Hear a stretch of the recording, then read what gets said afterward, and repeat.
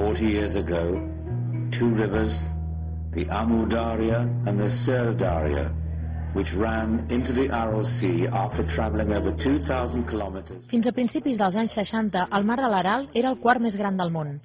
Tenia una superfície de 66.000 quilòmetres quadrats i albergava 1.000 quilòmetres cúbics d'aigua. En aquests moments es troba al marge de la mort. Les imatges fantasmagòriques de vaixells abandonats al mig d'un desert són testimonis de la tragèdia. Aral, el mar perdido, busca recaptar diners perquè la Fundació We Are Water impulsi projectes vinculats amb l'aigua.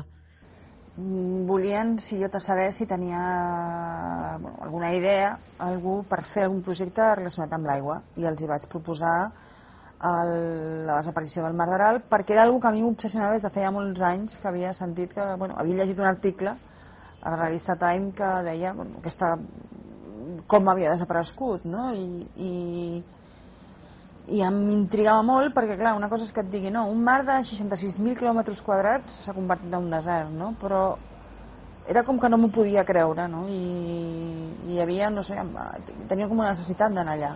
Isabel Cuixart ha presentat al Festival de Sant Sebastià el seu últim documental, que fixa la mirada en una de les tragèdies mediambientals més importants del segle passat.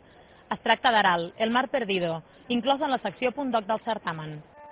Cuixart ha aprofitat la seva estada a Sant Sebastià per anunciar que està treballant en un nou projecte, una pel·lícula de ficció.